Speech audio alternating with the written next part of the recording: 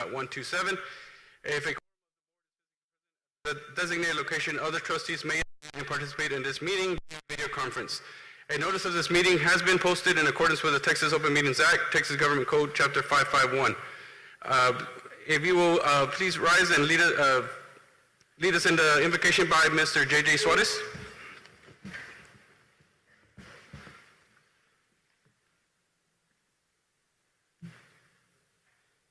Holy Father, we seek you out, look for you, and depend on you for peace and welfare of Uvalde CISD and of this community you have called to us.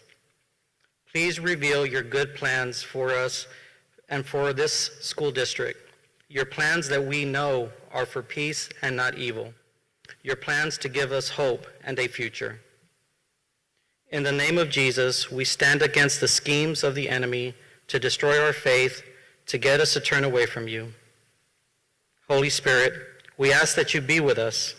Open our eyes to see, open our ears to hear, and open our minds to understand your will for our school district and our people. We declare authority of your word and blood, which have already defeated sin and death and destruction in CISD. Father, see if there is any offensive way in us and lead us in the way everlasting.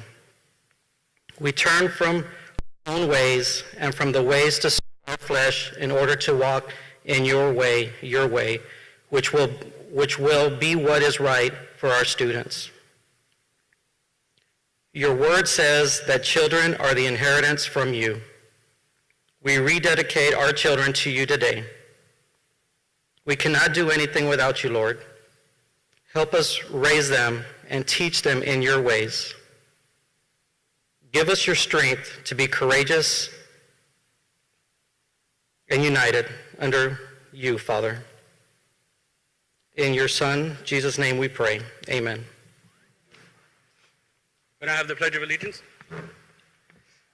I pledge allegiance to the flag of the United States of America and to the republic for which it stands, one nation, under God, indivisible, with liberty and justice for all. Honor the Texas flag. I pledge allegiance to thee, Texas, one state under God, one and indivisible. You may be seated. Thank you.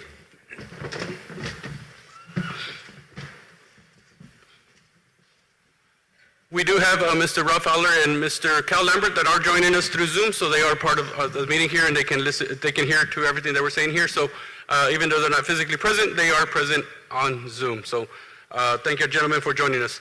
I'm going to go on to item number 2. So we're going to do things a little bit different today, just to make sure that we get our updates to y'all. Make sure everybody gets to see what updates, what things we've been working with throughout the district and getting done since the last time we had a meeting, which was the 25th.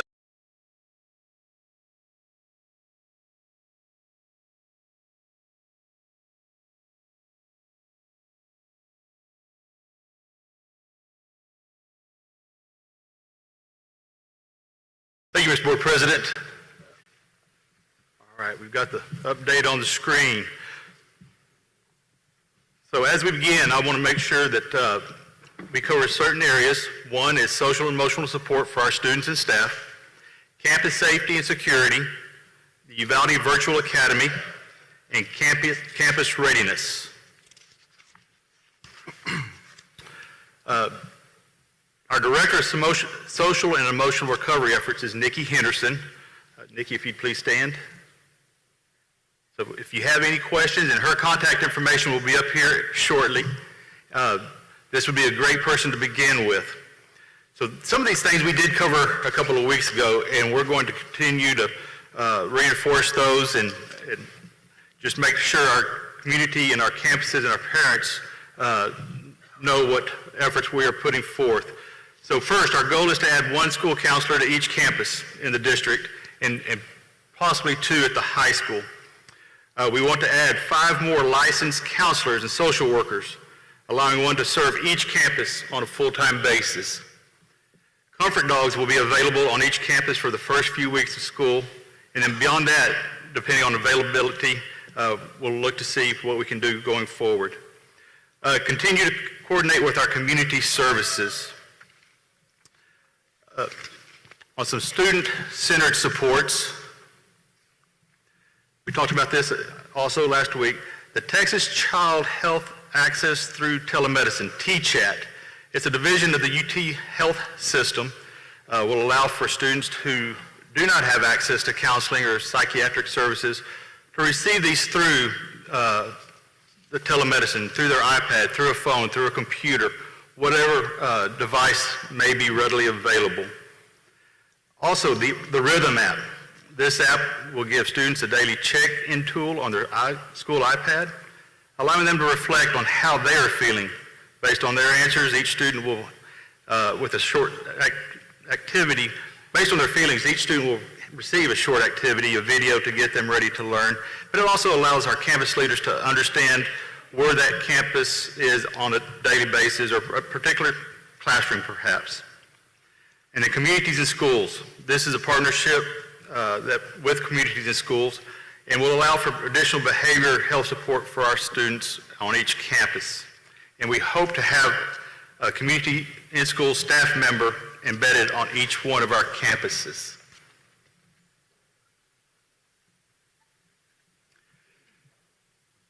As we move forward, supporting students training, this Dr. Julie Caplow has been in the district.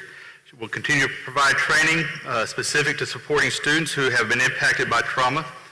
On August the 1st and 2nd, trauma and grief component therapy training was delivered to our secondary campuses. Beginning today and tomorrow as well, elementary campuses began their training with the Bounce Back, which is an evidence-based intervention training. Trauma-informed care training for all UCISD staff prior to students returning to school will be delivered as well.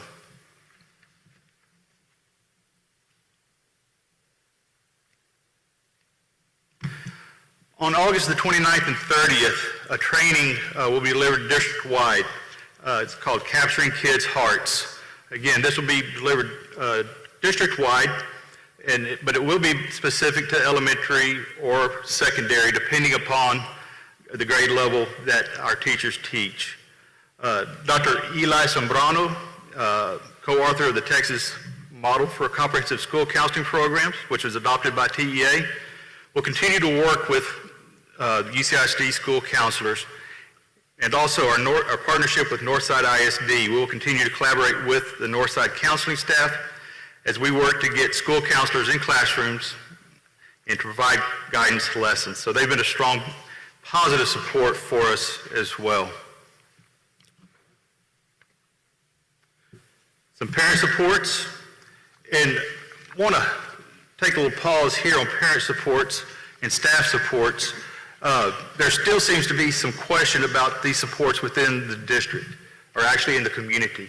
If you've got questions and don't think maybe you know where to go or whom to ask, please reach out to Nikki Henderson. She can point you in the right direction. And it doesn't have to be just somebody that was directly affected to May 24th, but you may be seeking out somebody to talk to. Miss Nikki Henderson can help you with that and find the right support group for you.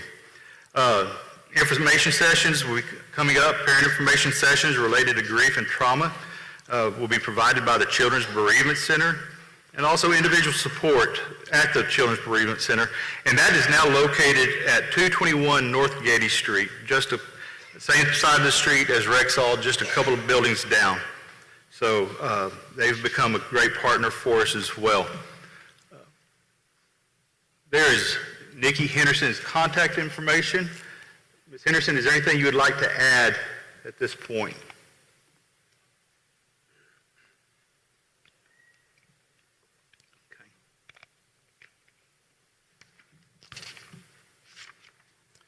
Okay. Let's move on to campus safety and security. The first item, fencing. Fencing is being installed at Dalton as we currently speak. This fencing at this campus was donated. We reviewed the fencing itself and talked to some architects who have used it and got their input, and they felt this was a fine product. It is substantially improving what was there on that campus. And from Dalton, the plan is to move to Benson, then to Batesville, then to UDLA for installation. Floors will get a portion done, and Morales Junior High. Uvalde High School is currently, we are having some people look at the best way to secure our high school. As you can tell, it spreads out and rambles quite a bit, but we are going to do what we need to do to secure it. Will it be done before the first day of school?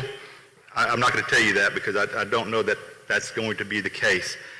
Supply chains have kind of got me concerned a little bit, but we will continue to install fencing until every campus has secure fencing material around it. Also, Texas DPS. I've been in contact with Officer Betancourt. We will have 33 officers in district first day of school and throughout the year. We have 6 officers that will be at Morales Junior High and 6 officers at Uvalde High School. We'll have 4 officers at Dalton, UDLA, Benson, Flores, and at Batesville. And then we'll have 1 officer at Crossroads. So I'm very thankful to Texas DPS for their partnership and support as we move forward. We have purchased approximately 500 cameras to be placed throughout the district. Century Security is doing that installation, and at this point, I believe they've installed just over 100 in the last probably 7, 8, 10 days perhaps. UCISD Police, we continue to search and talk to different organizations about an interim police chief or an interim team. There have been 4 officers who have been recommended for hire. They are not, they're all from out of town, and they look like very promising candidates, lots of years of experience. So we will continue on that progress as well. Talk about campus monitors a little bit. So we have put out for people to apply to become a campus monitor. What will a campus monitor do? We'll have 1 per campus, but this monitor will walk continuously throughout the day, checking doors, checking fences, checking exterior gates, checking exterior locks, and they'll report back to the administration on a daily basis. They'll carry an iPad with them. TEA is producing a spreadsheet to capture this information so that we can monitor progress, monitor programs, or monitor problems within the campus and address those just as quickly as we possibly can. But we've had a good number of monitors that are applicants, I guess I'd say, for these positions. So if that's something that interests you to be a campus monitor, we'll probably start interviewing in the next few days. Put your application in. But they'll be a very valuable asset as we move forward throughout this next school year. Secure vestibules and entrances. Each campus will have a designated point of entry for parents and visitors throughout the day. Work has begun and expect work to be completed on all of these for the first day of school. UDLA, Flores Elementary, and high school already have these in place, but they will be strengthened as we prepare for the first day of school.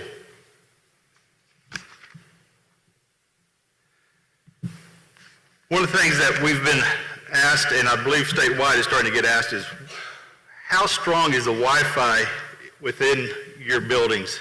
So we have completed an audit, we started the audit. The audit should conclude this week on Wednesday. Once we receive that, we'll have a good tool to evaluate our Wi-Fi and see what areas need to be addressed and in what order. Also, we had Armored One. It's a company that makes security film and glass. They were here Friday night and all day Saturday. They walked the campuses, every campus that we had, and we should have a plan and a proposal this week, and we will evaluate that and see what our next steps will be. We've completed a district door audit. We do have some work that we need to do. I've reached out to Texas Department of Emergency Management for exterior door hardware and hinges and things of that nature. and those will be addressed as we continue to move forward. I don't know how many doors we have in the district, but I think it's well over 400 or 500 doors. We'll continue to train extensive professional development and training on the campuses, security, and district protocols. We'll continue training with our Raptor system and continue to look to see if there are systems that we can integrate with the systems that we currently have to strengthen what we provide our teachers, all of our staff, students, and parents. Mr. Miller, Ken Miller, if you'd stand, Ken, is the individual that has been working through many of these projects, and if you've got any questions about that, please, it'd be easy to call Mr. Miller. He'd probably get to you much more quickly than I'll be able to get back to you. But if you don't want to call Mr. Miller, please call me, and I will get back to you. And his contact information is right there if you need a copy of it.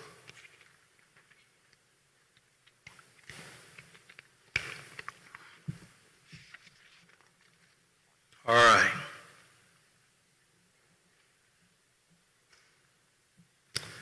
All right. This is one thing that we've been talking about, and it's come to fruition, and want to make sure people get good information, good, accurate information on this. And it's the Uvalde CISD Virtual Academy.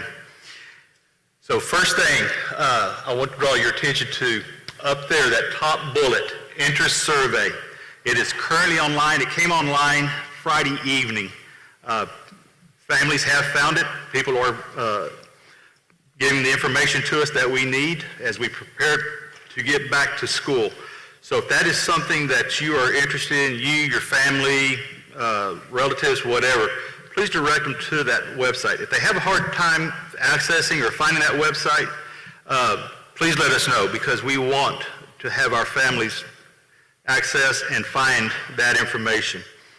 Official application will be open August the 10th through the 31st.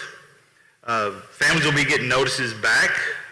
They'll launch that back to August 15th.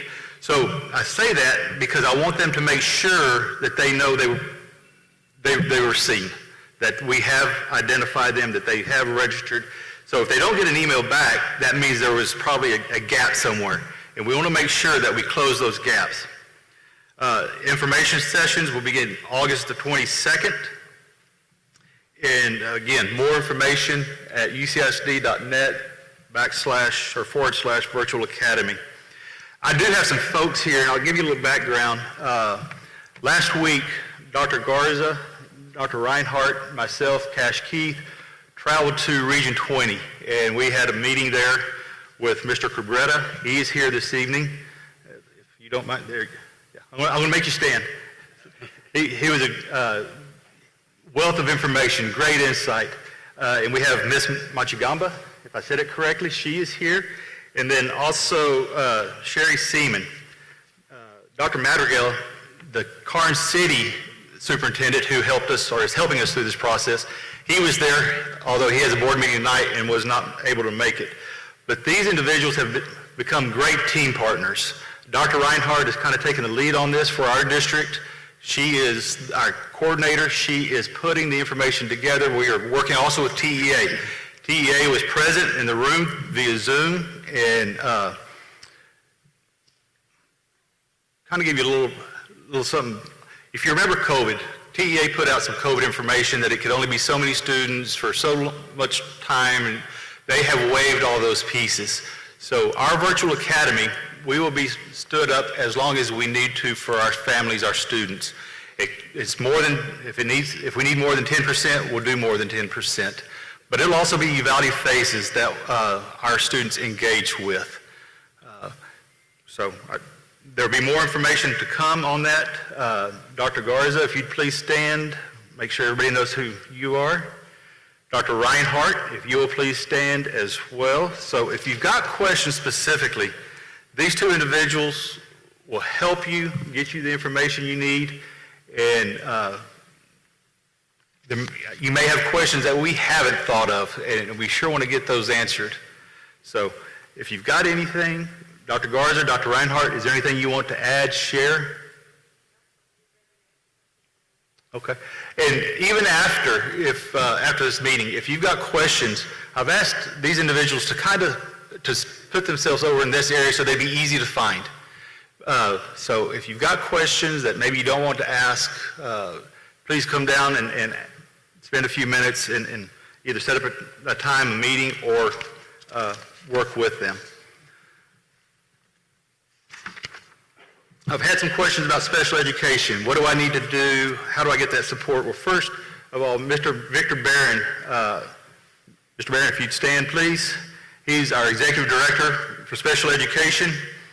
But we are looking at homebound support. Him and his team have been working with TEA and the Regional Service Center to make sure that we reach the people we need to reach, meet our timelines, and have our individual education plans, whether they're in person, whether they're virtual, in place at the beginning of school.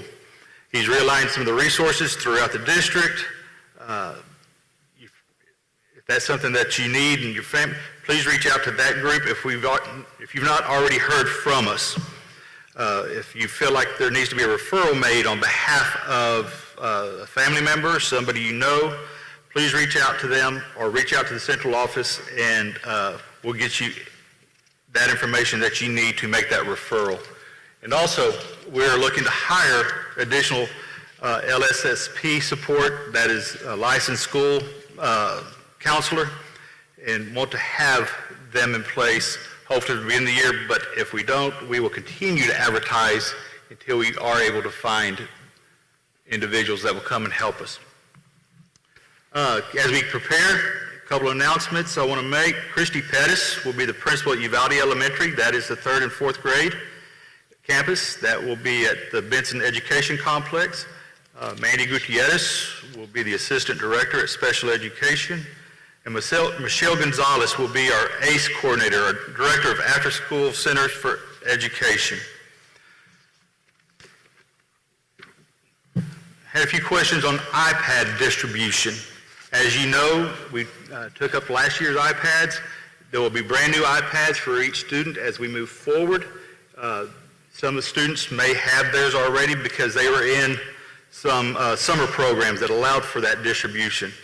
But each campus principal will notify their families of the dates, times, locations for those iPad distributions. Now, I say that also, now, if we got families or your family is choosing a virtual option, that distribution will take place September 1st and 2nd.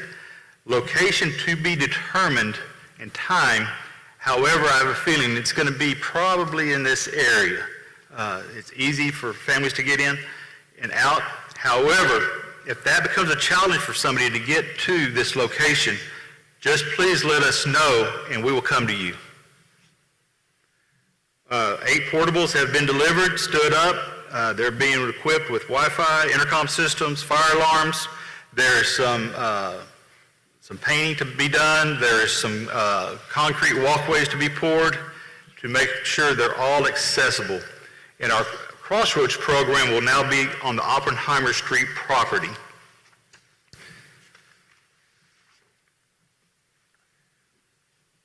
We were asked last time about some of the projects and what they're costing and how are we paying for all this. So the first, counseling support, that is coming, that we were awarded $750,000.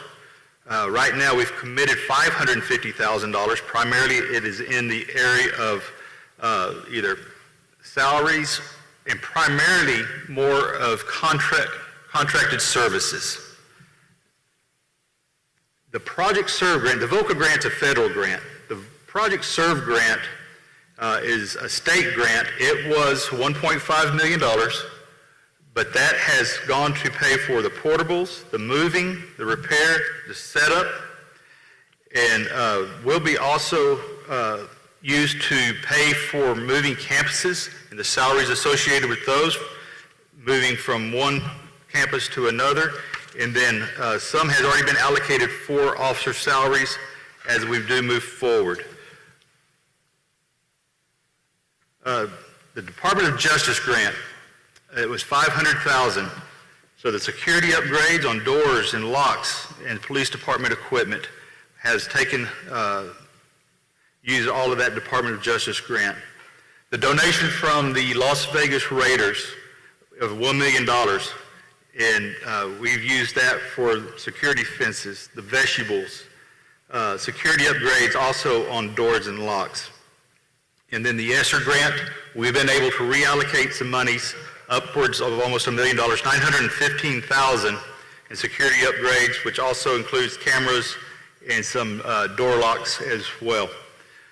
So in total, that's almost $4.5 million that we have used this summer to realign, reorganize, and provide services for our campuses and staff and students as we move forward.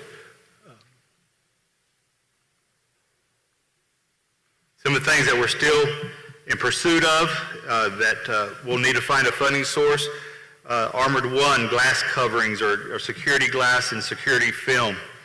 Wi-Fi audit costs $15,000, and then we'll find out what we need to do to strengthen our Wi-Fi if necessary. Additional radios. I'm certain we'll need additional radios as we move forward as well. Campus monitors that I mentioned earlier that will walk the campuses, check doors, check exterior doors on a daily basis. We will need to find the funding for those, but they're very important, and I will find the funding for that out of some local funds.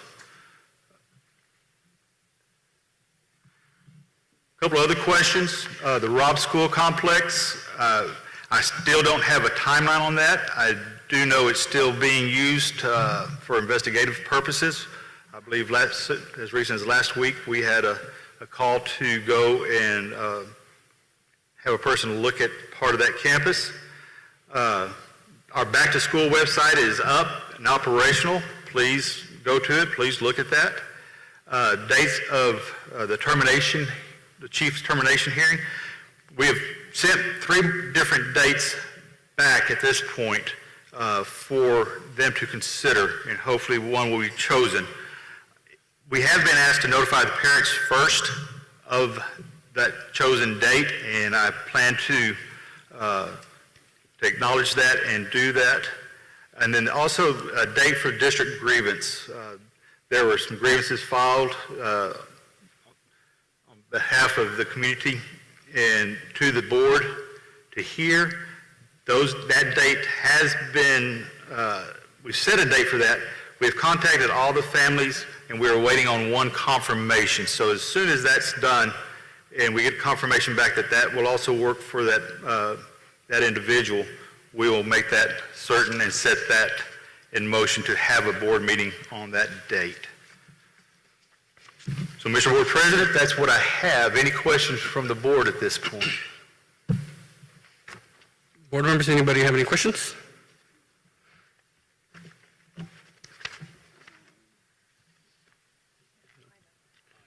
All right, hearing none, thank you so much, Mr. Harrell. Thank you for that presentation. We'll move on now to item number 3, open forum. The purpose of this forum is to provide a time for the public to comment and or ask questions about the changes and updates for the 2022-2023 school year, to include questions regarding safety and security plans. The open forum will be conducted in an orderly fashion to allow the audience and board to hear and respond to each speaker. Item 3A, open forum to solicit public comment and questions as we move forward and on the plans for the 2022-2023 school year. I will start with the first one. First person we have is Anson Bills. Would you like to step up? Before I begin, I'd like to introduce my children, Anthony, Trey, and Adam. I'm not one to beat around the bush or to speak elegantly, but today I will. Last time I was up here, we asked for action and accountability. I see that you've done that. I went to Dalton. I saw that fence. What people are saying on social media is not true. I run security. That fence, that's an improvement. What's not an improvement is the fact y'all have not spoken about the incidents that have happened at the schools in the past year alone. The fights in the bathroom. I didn't hear anything about that. What are you doing? I'm asking you, what are you We're going to doing? continue to monitor and have people on campus that will continue to monitor, pursue. The cameras will help and help identify when there is a problem. What about the drugs that the students are selling? That would be a great time for all students to, if you see something, say something. We do have an app that they can text somebody anonymously so that they can help us find and intervene as soon as possible. And what about the inappropriate pictures that are being taken in the schools by the students? Those should be addressed through the Student Code of Conduct and through the campus administration. No, what needs to happen is parents need to get more involved with their kids. You need to look at your kids' phones and see what they're doing. Sit down like I do with my boys. Ask them, how was your day? What did you do? My oldest boy, Anthony, when he graduates from this high school, he will leave here with 2 degrees. He'll be done with high school before his junior year. As for my youngest son, you've all failed him. Mandy, you brought her back. Adam will not attend this school until she is removed. I will not have him in this school. And I'll tell you why. He goes to school with the nurse, and she tells me what's going on there. Well, I've tried to address it with her over the past year. She's not done anything about it.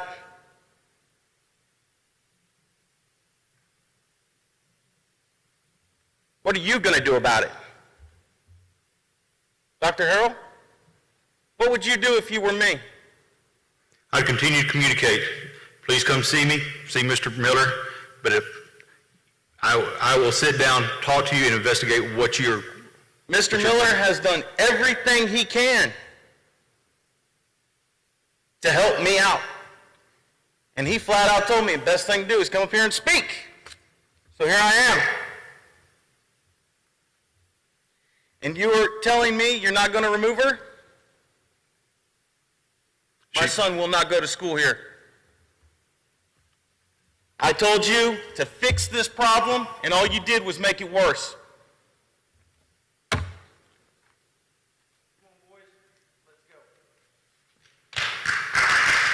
Thank you, sir. Appreciate it.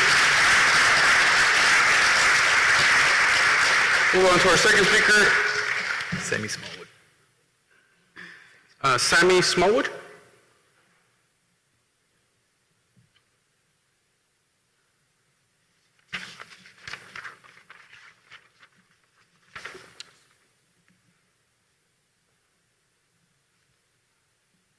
I want to speak tonight as an elementary teacher, retired, and as a citizen of this community.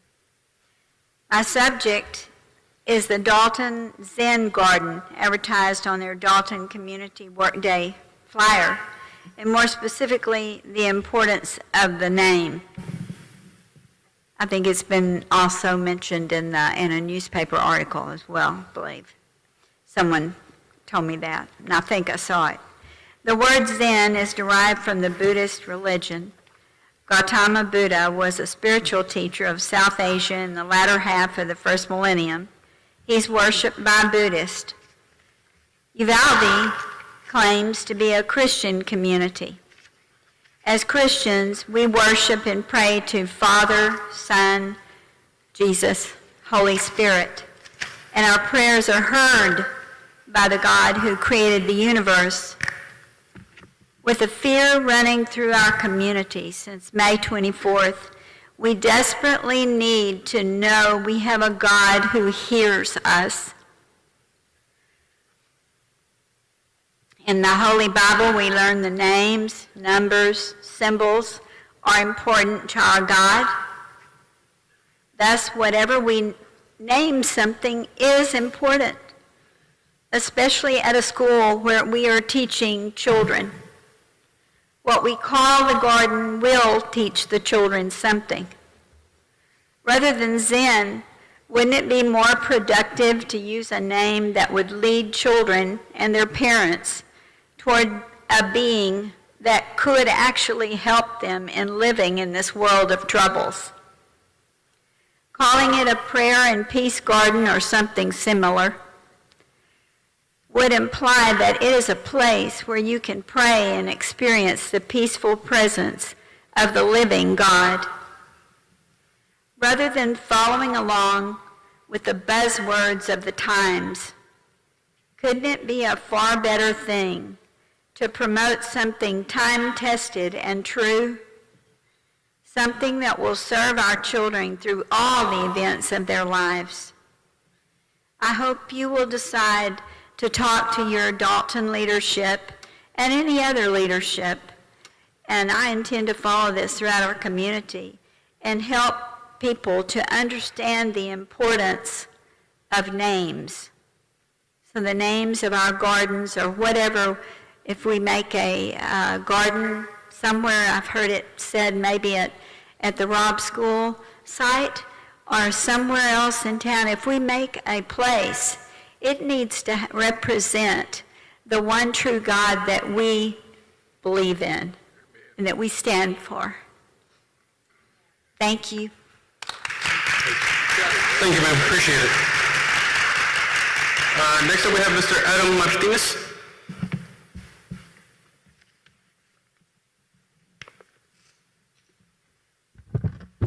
Hello.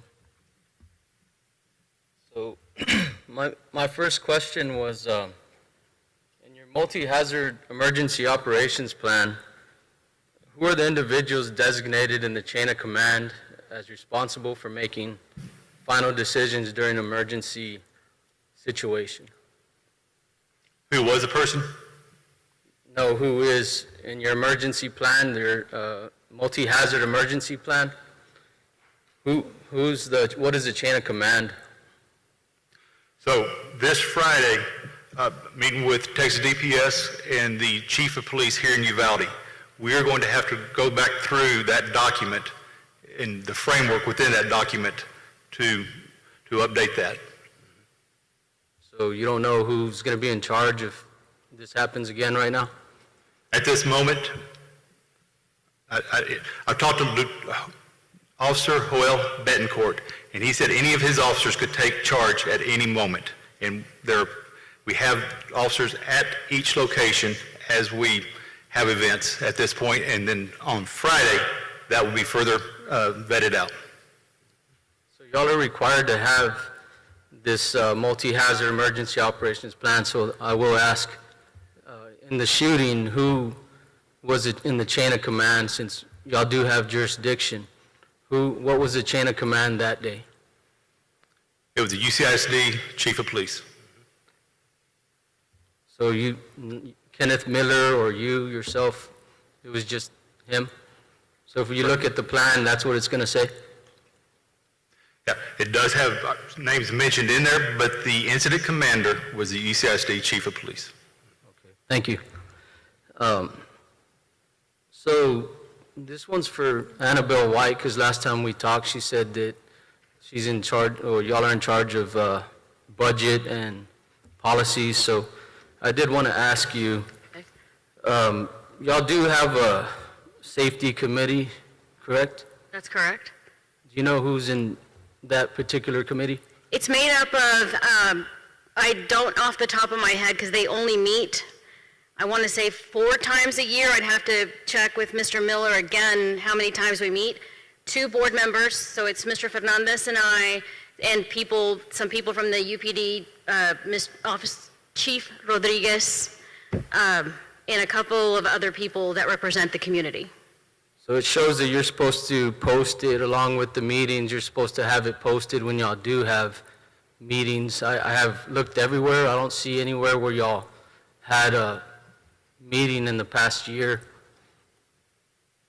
You mean as in a permanent posting on the calendars when you look up on the district, but on monthly, when you look it up, it is posted. So when was the last time y'all had a safety and security meeting? I want to say last month, July. Are you just shaking your head because she said that? No, we met July. Because that's when I was out of town. I wasn't here, so he was here. So he attended it. I didn't attend it, so I can't give you the exact date. So who attended it? It just happened, what, last week you said, or 2 weeks ago? Who was in attendance? I was attendance as a members of the committee, Mr. Miller, groups from the community that are part of it, a member of the Uvalde PD, member of the Emergency Management Center, Mr. Anderson, and Mr. Charlie Waller, and we also had Mr. Zamora was also part of it, and we had, who's the other one? I can't think of on the top of my head. Can't remember the other person, but that's who was in attendance. So when y'all do have these meetings, they're supposed to come up with how you can improve. They're supposed to do an audit every year. So would you be able to provide that audit and how or what y'all did to improve the safety? The EOP cannot be shared to the community because it is the plan of, for different activities to come up, so it can't be made public, because once again, if we make it public, then you're basically giving them, here's how to get through us and how we're going to do. So they study it, right? So we can't share that with the public. But the board meeting was posted. It was posted under our board meetings. It was on there, and it was specified that we were meeting that night. I'm gonna have to go back and look at that because I looked everywhere, I didn't see it. Yes, sir. I Thank think it's you. still up there, if I remember correctly. Okay, thank you. Let's see. I did ask Mr. Miller about the shields, because one of the delays on the cops going in was that they didn't have any shields. In the event that this happens again, are we going to have some on the premises in case it happens? Are they going to have some the ballistic shields? We will have shields in the district. I will double check to make sure that we have them on each campus. Can you make sure that y'all do? Y'all have plenty of money, so I mean, I know they're expensive, but if you can have one at each school, you won't have to run around looking for it. Yes. So another question I have is, and I know it may not be y'all's job, but how are y'all going to change the perception of the community, especially the children? I told my son that we're going to have extra cops there, and he said, but who cares about the cops? They're not going to do anything anyway. They're not going to go in anyway. That's the children speaking to y'all, and I would expect somebody to try to change that perception. Maybe it's not y'all's job, but somebody needs to change that perception. You're right, Adam, we do. And it's going to take a while to regain that trust, but it's going to take everyone across this stage right here and everyone in this community to work together, because you're right. The trust has been damaged. It has been broken, and it's going to take a while to fix it. And I hope we can work together to make that happen for your child. I believe third grade, if I'm not mistaken. Yeah, I mean, we've got a long school career, and I want it to be a very happy career for your child. But it's going to take all of us. It's not going to take one of us. In regards to the grievances, is that going to be like a group, or is it going to be one-on-one, or how do you plan on, or do the board plan on handling that? Our preference would be to do it individually, so we can give each person their individual time, and not, get overrun by a group, where a group, some people are talking and some people don't talk right, and then, so it's unfair to that one person that didn't get to say anything right. So in our viewpoint, it's better to have individuals, that way we can give you the attention, let you have your time, and then next, and that's the plan that we have. So what should we expect as far as the outcome of it? That'll be determined on by what we hear.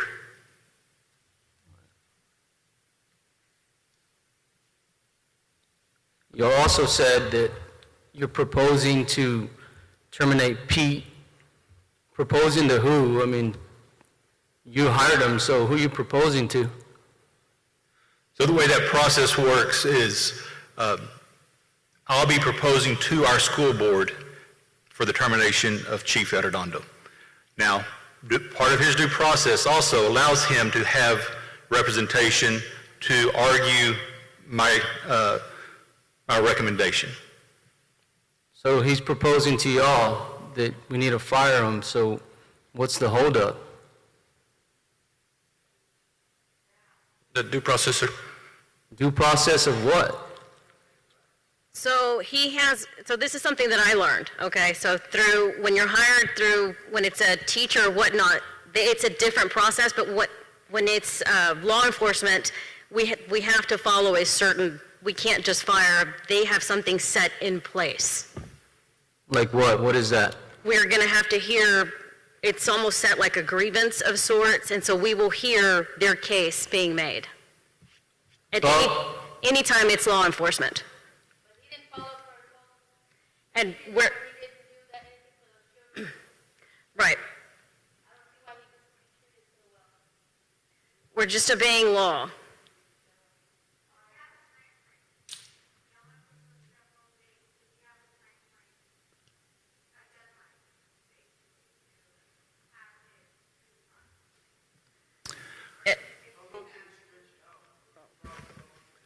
So I asked that question today because it's been on my mind as well.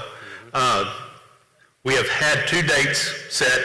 Both have been, turned out to be not good dates for Mr. Hyde and Pete's attorney. We have proposed 3 additional dates, all in the very near future, to do exactly what you are saying. We've got to get this moving forward. We can't keep knocking the ball down the road, to say. But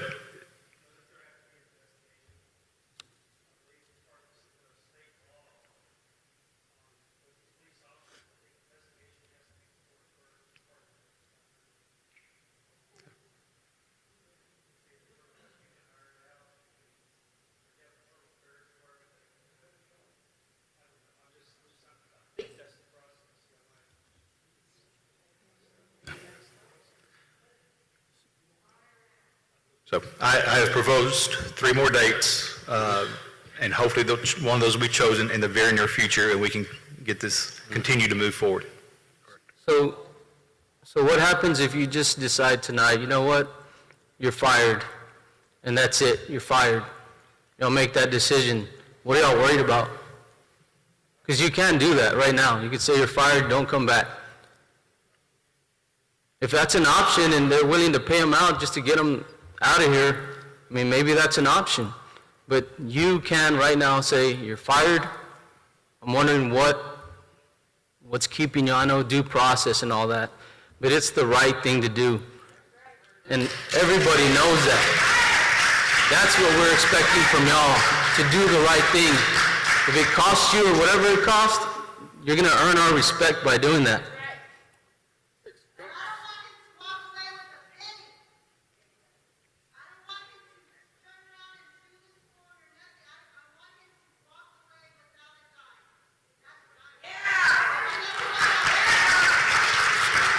So that's case in point why we're doing it, the process we're doing it, right? Because if we don't do it right, then there's a possibility that it happens, right? So we don't want that to happen either, so therefore we got to follow it to the T, make sure we cross our T's, dot our I's to make sure that when it's done correctly, and there's nothing that's going to come back and bite us back later. Yeah, that's what we've been working with them, with the lawyer giving them that hearing, so that way it gets done the correct way.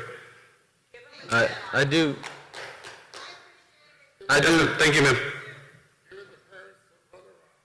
And we're not here to argue. I mean, you make comments like the schemes of the enemy. JJ, you say, well, the schemes of the enemy. We're not the enemy. That wasn't what I was saying, Adam. I didn't say any of the people here are the enemy. We're not. It's the enemy just being attacked onto our town. Not anybody individually. So who's being attacked in this town right now? We all are. All of us. This whole community. The ones that are being attacked are the ones like you that didn't do anything. Those are the ones that are being attacked. The ones that stood with the gun against the parents, but when you're in the camera, no gun up, no gun out, you walk in the hall. What is that, man? I'll be more than happy to explain to you if you allow me to. You're chicken shit, that's what it is. If I can explain to you, I'll explain to you, like I explained to the Texas Rangers.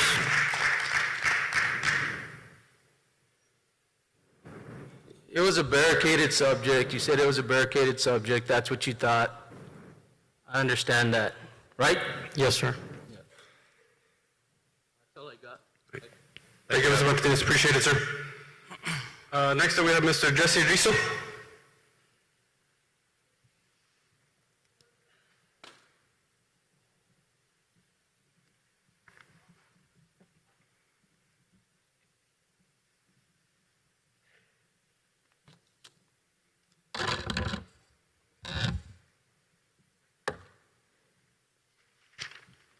Good evening, Mr. Lambert, Mr. Fowler.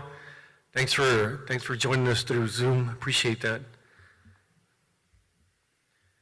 I don't need to remind you that it's been about 2.5 months since our lives have been turned upside down. Last night I saw a documentary in reference to May 24th. My emotions ran high, got upset. I've been attending church for a while now, but I've been attending regularly in Batesville. And I keep looking at when Jackie made her communion. I sit there and I visualize her and I see her innocent little face, her beautiful smile, how she told us that was her special day. And I ask myself, what would Jackie want me to do? What would she want us to do? And the sweet little innocent little girl would probably tell me, show love, show compassion, but seek the truth. And I would think that all the little kids and the teachers, and my friend Joe, I would think that all of them would want the same thing. They can't sit here, they can't get up here and speak, so we keep pounding on the same thing. The presentation that you covered a minute ago was a good presentation. Commend you for that. But I think that we also need to focus on and I think we need to focus on what happened on May the 24th. Dr. Harrell, you've been answering, a lot of the questions, and we appreciate that. Has your attorney suggested to you not to answer anything, or you're pretty much free to answer anything that we ask of you? So, I'm sorry, say that again, Jesse. Yes, sir. Has your attorney recommended you don't answer certain questions, or you're pretty much free to answer anything that we ask of you? I think most questions I can answer, but if they become in the legal side or the policy side that I can't in open forum, then I won't be able to. Appreciate that, sir. The city and the county, they've requested an independent investigation. They hired a firm. They're parallel to the DOJ and the Texas Ranger. I'm just curious as to, and maybe I missed it along the way, but I'm just curious to see how come the school hasn't done that, to get someone that's not local, an independent person, so that you don't have this type of situation like Adam alluded to, where you try to discipline, you try to terminate, and it seems like it's a fumble after a fumble. And I understand due process, but you take Mandy, for example, suspend her, and then next thing you know, we reinstate her, and the next thing you know, she's in a different job. It's a loss, in my opinion, it's a loss of credibility. I don't know if you're being reactive to when we come up here and we say, we want this done, and then you go and you pull the trigger, and the next thing you know, the attorneys get involved and they write a nice little letter, and the next thing you know, they're in another position. I don't know if we're just doing that too soon, or, that's where I think that an independent company that comes out of here and they actually research it and they tell you what happened, what transpired, then you can use that. Have you considered that, Dr. Harrell? I have not, but I'll look into that. That's a strong point. I think it's worth I think it'd be worth the money. Like you said, like Fernandez said, you don't want to do something, then you end up jeopardizing situation, and then they come with attorneys, people that you're trying to terminate or discipline, and you end up in a worse situation. Thank you.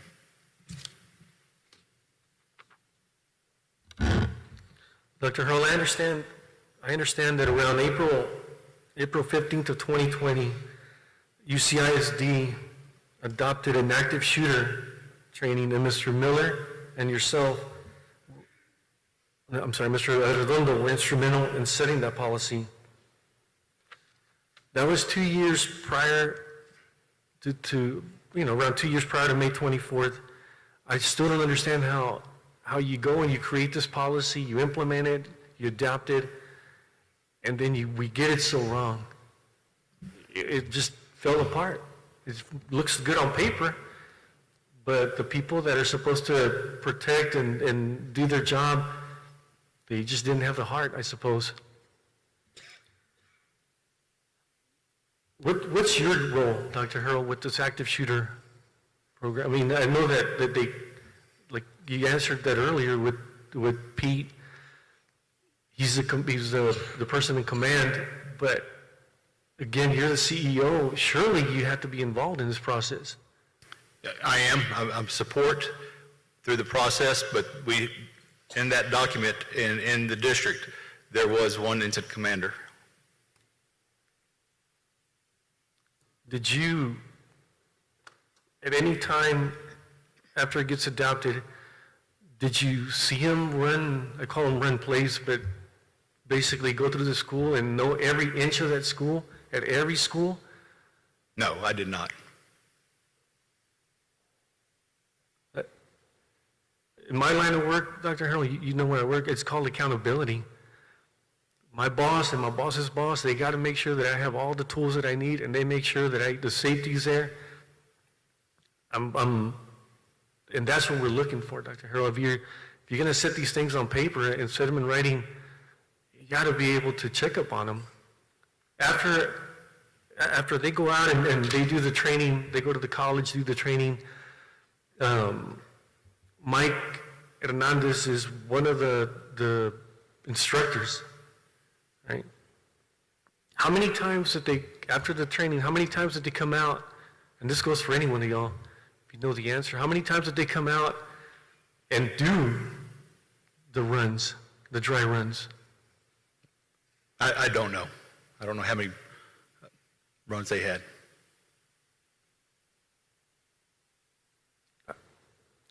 As I'm listening to the answers, I sit here and I reflect back on the documentaries I saw last night, and I'm told some things I don't like asking because I don't know if I really want to know the answer. I happened to see it last night. Jackie and I'm sure other little kids, they still had a heartbeat, but we took 77 minutes. Perhaps if we ran the play just like you do football plays, baseball plays, every single day, maybe not every single day, maybe every week or something, maybe some of them could have lived. Maybe if they weren't going to live, maybe somebody could have held their hand as they were dying. I find that unacceptable, Dr. Harrell.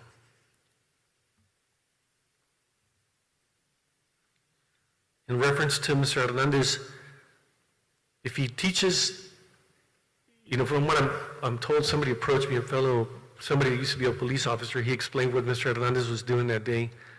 He goes in, Pete's not doing his job.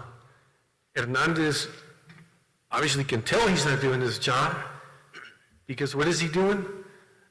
It's taking forever. And what is Hernandez doing, from what I understand? Crowd control, watching the things happen from outside. He's your second in command. Any particular reason? Have you asked him why he just didn't take over when he sees Pete just freeze? I think Pete went into state of shock or something. I don't know. It's the only thing I can think of. But, man, you don't sit back. You got to let somebody else run that one. So the question is this.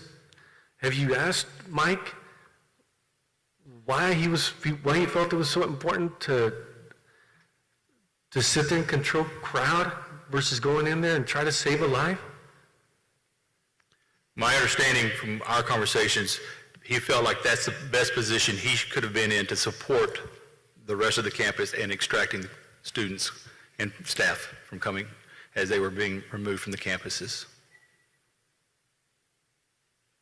It honestly, to me, sir, sounds like an excuse. Why not to go in? I can't tell you what I would have done. Maybe if it was in his shoes, I didn't sign up for the gig. I don't know what I would have done. But it's just unacceptable. You got to know what to call it, sir.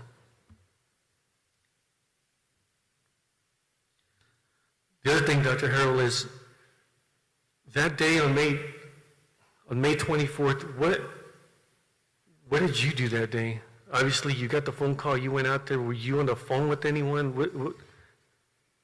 Yes, I was. I was actually on the south side of the campus, receiving staff, students, getting them on the bus, calling the city. We need make sure that the Civic Center was open, making contact with the mayor, but I was on the south side of the campus. So you didn't have any conversations with Pete that day? No. As the situation's taking place? No, I did not.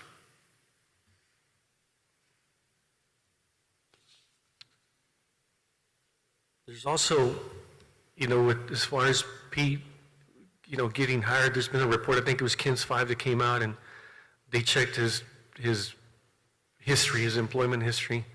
Who hired him? I mean, you hired him directly, or just explain, if you can tell me who hires him, because it's like you missed, like you didn't check a reference or something. Yeah, I made the recommendation to the school board to hire Pete Arredondo in 2020. Did you check did you call his former employer? Yes. And he didn't disclose that to you? No. This is demotion?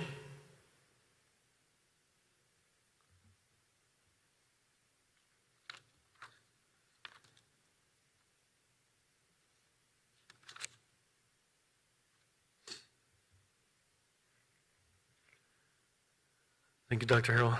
The next thing is for JJ Suarez. JJ, the last time we met, we basically called you out. Annabelle, answered the question. You called us we had a long conversation. I'm really disappointed, JJ. I totally understand what you're telling me, but I don't understand, JJ, how you get a call, or you hear the call come out, you ride, according to your description, you ride with the constable, you don't have a gun. En route, you understand that it's an active shooter situation. At what point did you conclude that it was a barricade situation? So while we were en route, we had the information that there were shots fired around the school, not an active shooter.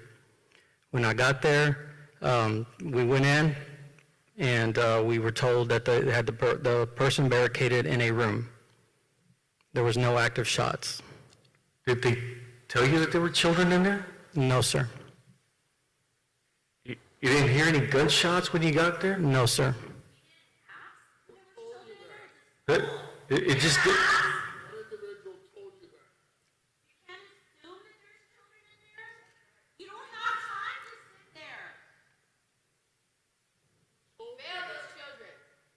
Who told you? So I will answer your questions if you keep asking them. JJ, who told you that it was a barricade situation? I mean, and again, JJ, I guess maybe because I saw the documentary last night, I keep thinking of the kids, man. I don't understand it, JJ. How do you out of all people, man, out of all people, SWAT,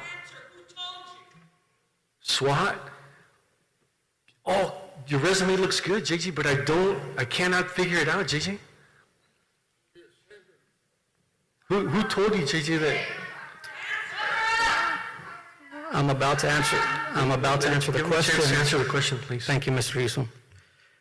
So again, when I got in there, I do not know. I cannot give you a 100% answer on who told me. We get in there, we're told the person is barricaded in a room. We're evaluating the situation. There was no shots fired, and you'll see on the video that I said we need to get a bullhorn. I ran out to go get a bullhorn, or try to find a bullhorn and try to get on the intercom system to speak to the person. As we have schools, we know that schools are on rotations. I did not know that there was kids in there. I did not ask that question, and that haunts me, and there's nothing I can do about that. But what I was told was that it was a barricaded person. Well, I hope at one point or another, JJ, maybe through a video or that the recollection comes back, JJ. Because I'd like to know who told you that. I'd like to know too. I can't, the 911 calls that are coming in from kids that are I was not there, Mr. Diesel, when those calls came in. I was in that building after I returned back when we did not have a bullhorn and where I could not get an intercom system. When I returned back into the building, we moved over to the other side, and I noticed that there was families coming over. So I ran out because there was enough officers in there. I went straight to the families, and I spoke, and I was there with Angel Garza the whole time, and letting them know. And I've talked to Angel before, and I've told him that I've apologized to him that I'm sorry, I did not know. What was told to me was a barricaded person, and that changes the protocol at that point. And being there with him as we were getting the other kids out, we were escorting them into the funeral home. I was running from the back fence to the school to escort the kids out. At that point, I still did not know that there were shots fired. And like I told you on the phone, I did not find out until almost a week later that that person shot over 100 rounds before we were there. I didn't know that. I'm sorry, but I was there. I heard it. So how could you have not heard it? I saw Angel. I got there. I was right by the fence when the kids were coming out, and I could still hear the shot. They kept telling us to move aside. I still stayed there because I was waiting for Alfred's daughter, Ingrid Rachel Garza, to come home. Yes, ma'am. So I don't see how you could have not heard those shots because I heard them. Tell the truth. Tell the truth. I can hear it. I can remember them in my head. How did you not hear them? Ta ta ta ta ta ta ta ta. Ta ta ta ta ta ta ta ta. I'll never forget that sound. How did you not hear them? I'm telling you, ma'am, went out.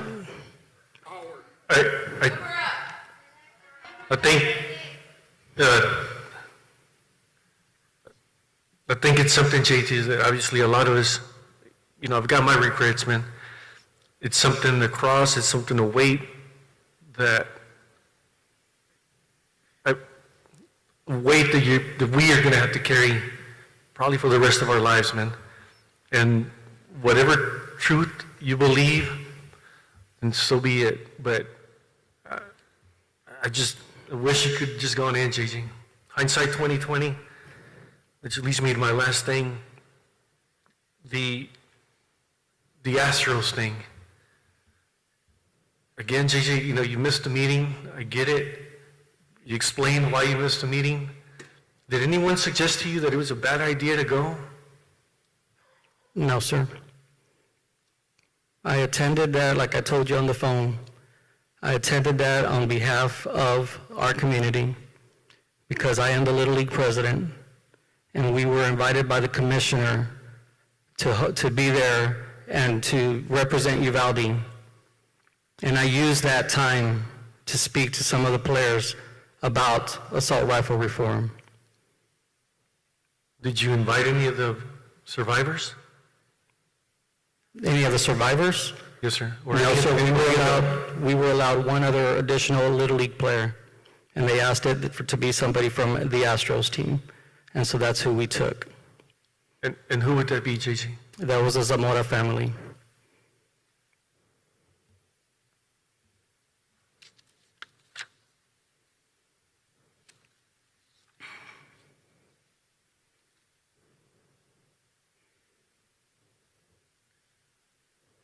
On the, this goes for anybody up there. On the emergency plan, does it clearly state that you're not supposed to use the PA system? Or is that an assumption? I have not seen that. That seems to be one of Mandy's, way to keep a job. Just throw something out there like that. I go back to the same thing. It's important that you look into an independent investigation, Dr. Harrell. I'm assuming that, y'all know that I'm from Batesville. Where my roots are from. I'm assuming that the things that are being talked about, I saw Batesville name up there, I'm assuming that there's a lot of focus on that, the security aspect of it. And we appreciate that coming in from Batesville. The counseling, you are going to get some additional resources for counseling? That is our goal. We have a plan out there to have additional counselors to support our campuses, all of our campuses. Okay. And as far as, I saw the company name Armored One. Armored One, have you looked into other companies or is that the sole one? We have looked into other companies. They have come to Uvalde in area districts. They are doing work right now in area districts that we are very familiar with. Thank you. I do want to thank y'all. I'll end it with this. I know that it's important to move forward, but I think it's more important to understand what happened and to get to the truth of it. That's what the kids would want, and that's what the teachers would want. And that's why, as family members, as parents, and community members, we come with these questions. So I appreciate y'all. Thank you. Thank you, Mr. Issa. Thank you, Mr. Issa, appreciate it. Next we have Ms. Emma Trimble.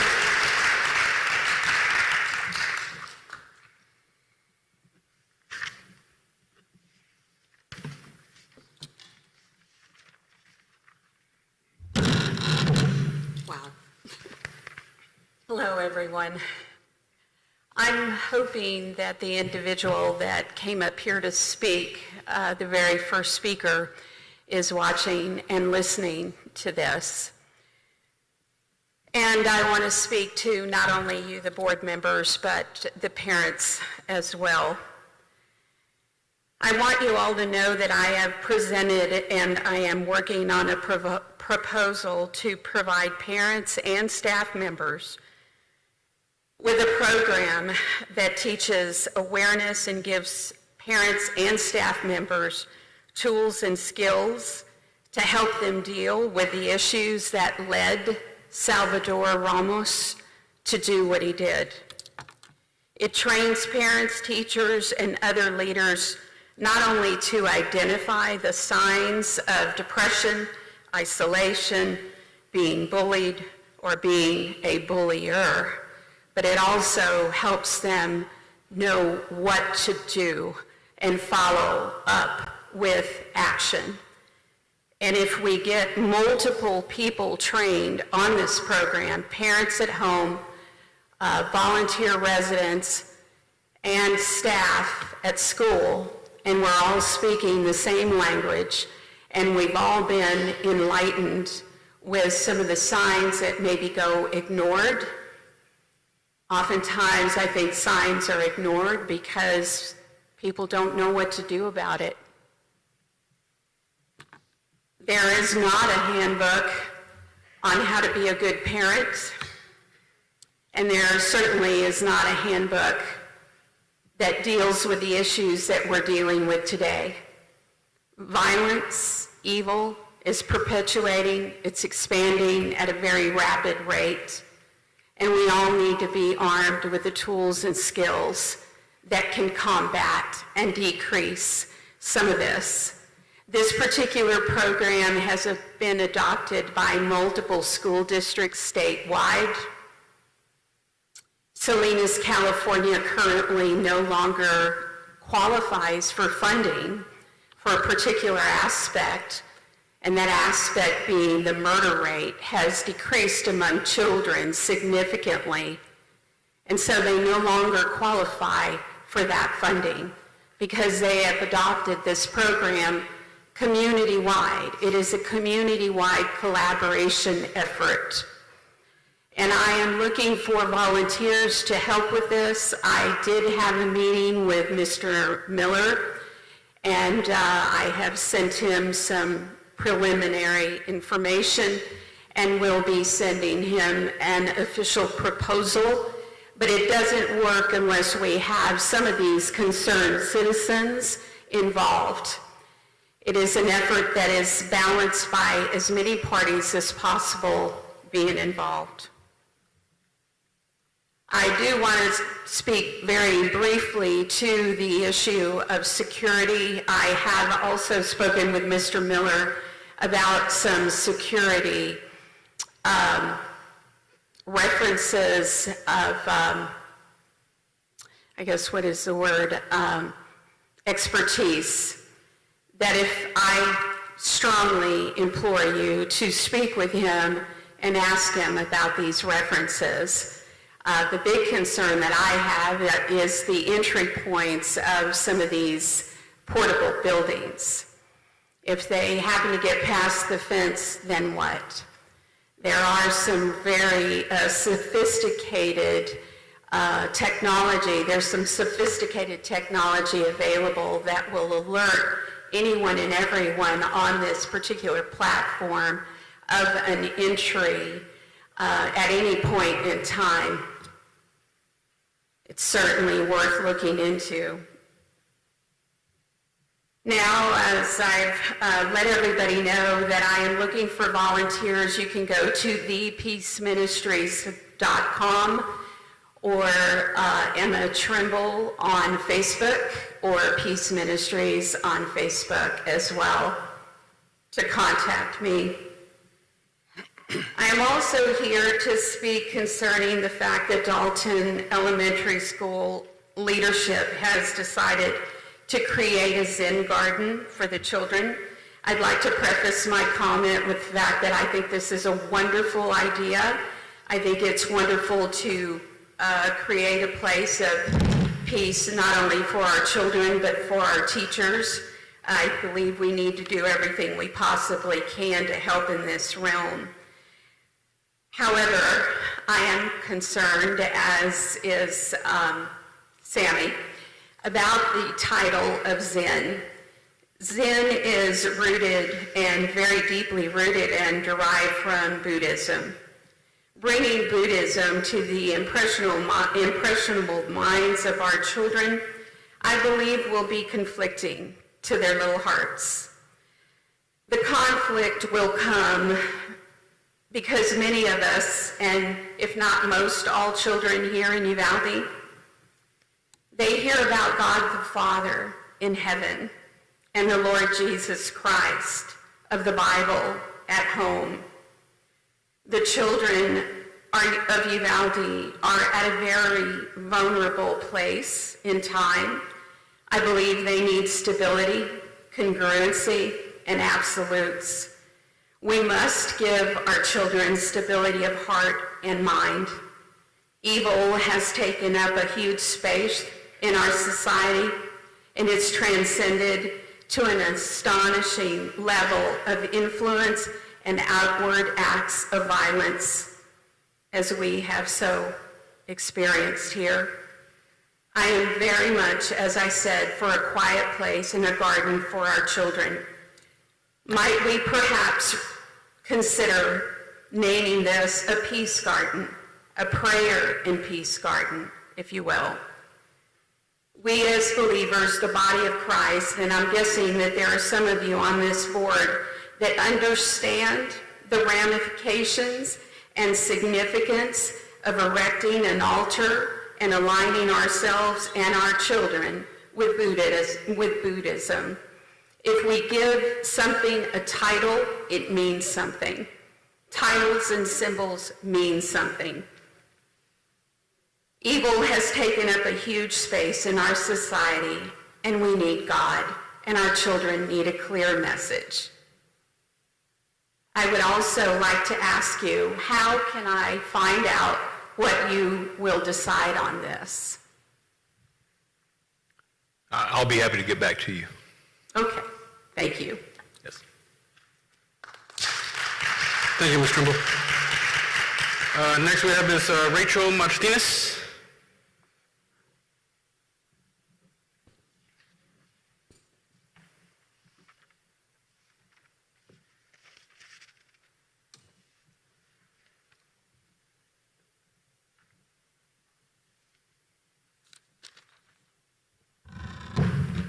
evening.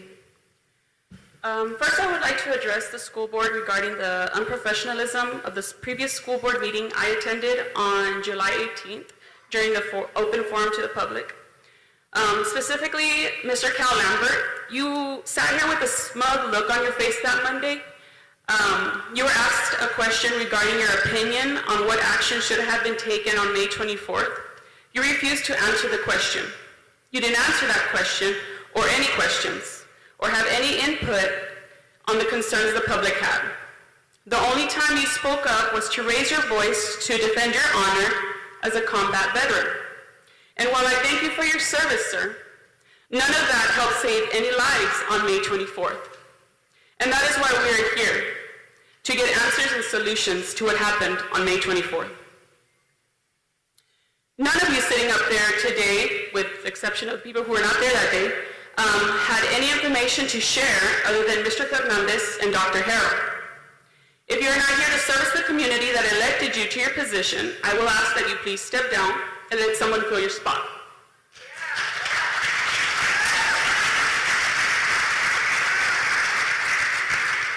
Secondly, I've been made aware by keeping tabs on the UCISD website that you are requesting the completion of a survey regarding virtual classes for this school year.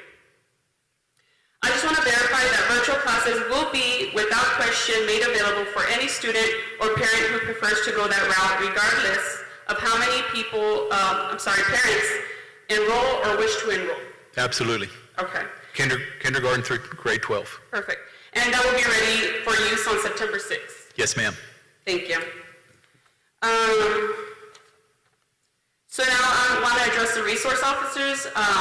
Who gives the final approval on the hiring of resource officers? That's done within the central office through the HR department and through senior staff primarily.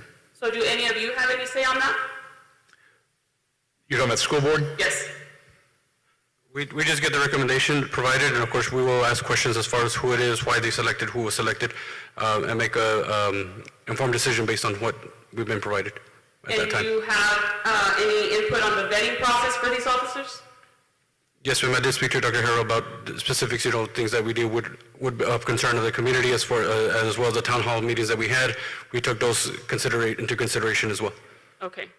So will you be bringing current Uvalde Police Department and Uvalde SWAT onto the UCISD police force? We have listened to the community and we've heard that, and we are not doing that at this time. If it's something that emerges later that time enables us to do, then we'll relook at it. But right now, we are not. You're keeping them away from the school grounds? For new employees, yes. Okay. That was just, I was just going to comment that I would hope that you would not make these children go to school and have to face the same officers that abandoned them when they needed them the most.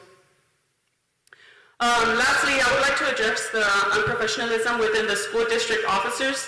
There have been two separate situations that occurred during the school year with two of my daughters, and I would like these issues to be taken seriously. Due to being of sensitive nature, we didn't come to the decision to speak out lightly. The first incident was when my then 9th grader was pulled out of class twice in one day to be questioned by 3 UCISD male officers. Among those were Chief Arredondo. The conversation they attempted to carry on with her was unprofessional, and it had nothing to do with any investigation regarding a school threat. So this made my daughter feel very uncomfortable and unsure of why she was even there. After not asking for any information on the investigation, they let her go back to class. They then proceeded to call her out for a second time out of the same class period, pulling her away from her lesson and her schoolwork, and continued to try to joke around with her and carry on the conversation. Then finally, after several minutes of her feeling uncomfortable, they simply asked for contact information for another female student. All while and under the presence and supervision of Chief Officer Arredondo. Chief Arredondo allowed this unprofessional interaction, and even worse, he allowed them to waste time, and instead of treating this possible school threat as a serious matter. We can now look back and realize how dangerous their choices were and how complacent these officers became, instead of the professionals they were meant to be and staying vigilant. And another situation was where UCISD coach Wade Miller reversed into my daughter's car into the school parking lot, and Chief Arredondo walked onto the scene. He was very unprofessional. He even allowed Coach Miller to leave the scene of the accident and held my daughter there. And to me, that shows that the UCISD officers and their chief do not respect our students, their safety, or their well-being. So these incidents happened twice within one school year with 2 of my children. It does not seem likely that this is a rare occurrence. And I implore you to do a little digging on your resource officers. And I have the forms here required to file a grievance on them, and I would like to turn that in to you today. Yes, sir.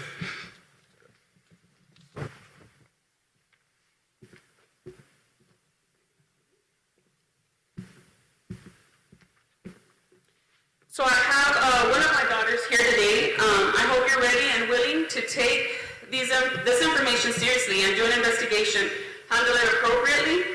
Do not just sweep this under the rug and get your officer's version of the story and leave my children to carry the burden of speaking the truth. My daughter thought long and hard about bringing this up, and she hopes it shows the lack of preparedness and emergency response. I also wanted to bring up something. I know that it was brought up twice about the garden, the Zen garden. I would just like to remind y'all that the United States is a nation of religious freedom. Not all community members are of Christian belief, and that they need to be taken into consideration as well. Thank you. Thank you. Thank you, Ms. Martinez. Appreciate it. Next we have Ms. Hannah Hernandez. I think your daughter's going to Oh, your daughter's going to speak first? That's Hannah Hernandez? Okay, just making sure I got the right person. Thank you. Oh, okay. Hi, my name is Hannah. I will be a 10th grader this upcoming school year. As my mom stated, there was an incident that happened last school year where I felt uncomfortable with the level of professionalism with the school resource officers. I hope this complaint gives you some insight of what we dealt with day in and day out. From that incident, I learned that the lack of professionalism that day continued to follow the officers, and they did not fulfill their duties on May 24th. What were these resource officers employed to do? To provide safety for our students and our staff. I ask you this because I have seen firsthand that these officers were not present or available when something as simple as breaking up a fight between 2 students. There were teachers on the floor struggling to break apart the students on their own. The officers can be seen day after day in groups talking. How in any way is this what they are getting paid for? I elected to be in criminal justice with a long-term dream of becoming a police officer, inspired by my dad, a corrections officer. In this class, I had an interaction with several UPD officers on May 20th, just 4 days before the tragedy occurred. In this class, I had some of the officers included Eddie Canales, Daniel Coronado, and Javier Martinez. In this presentation, they spoke to us about the dangers and risk of being a police officer, how you put your life on the line at any given moment and to not think it can't happen to you. Don't get comfortable, they told us. And only 4 days later, they didn't put into action what they had preached. You cannot bring people like this into our school district to protect our students and staff. What I am asking of you today is to not hire just to fill vacancies and to take our safety and lives into consideration. Thank you so much, Hannah. Appreciate it. Thank you, Hannah. Next, we have Mr. Daniel Myers.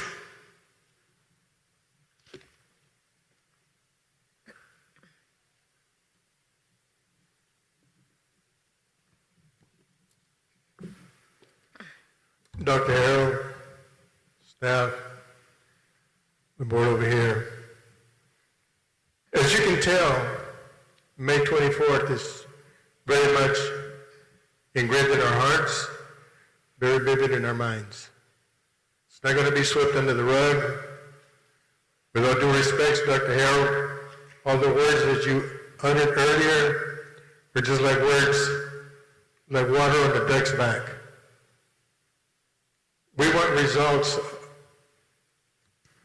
what's going to happen.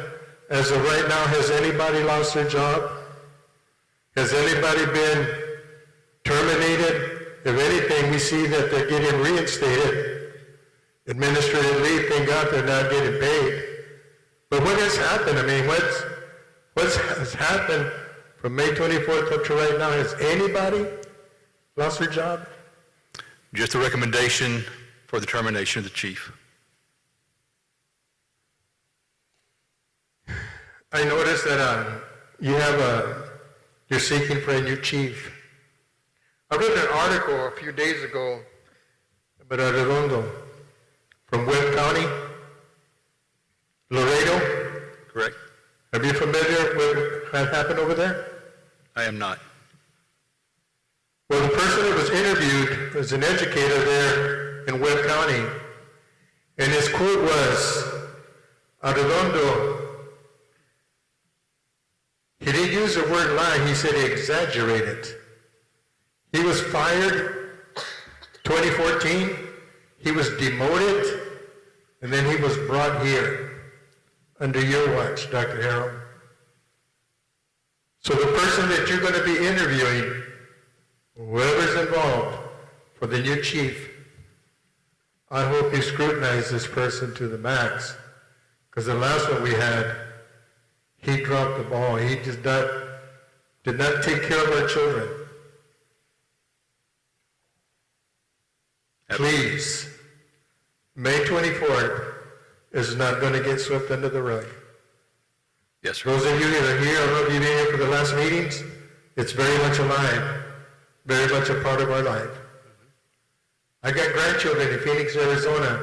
My wife and I, we wanted to bring them over here to go to school here. Small town. But once they heard what happened, they said, no way, Nana. No way, Nana. We don't want to go over there. And like I had mentioned, we had a gathering there at our church, 3035 East Main, for families of children that were not in there directly, but on the other side of the school, that were really affected up to this day.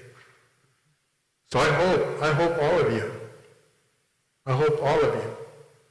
take this very serious.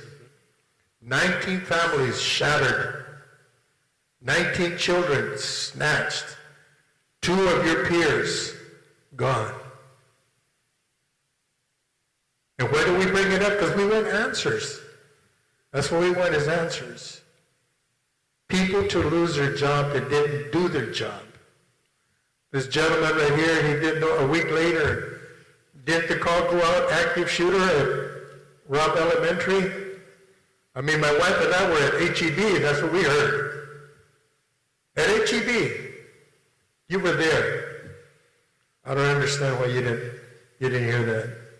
So please, we need prayer in Uvalde. We need healing in Uvalde. We don't need it yesterday. We need it right now. We don't need it tomorrow. We need it right now. We need it right now. Thank you. Thank you, Mr. Myers. Thank you, Mr. Meyer, appreciate it.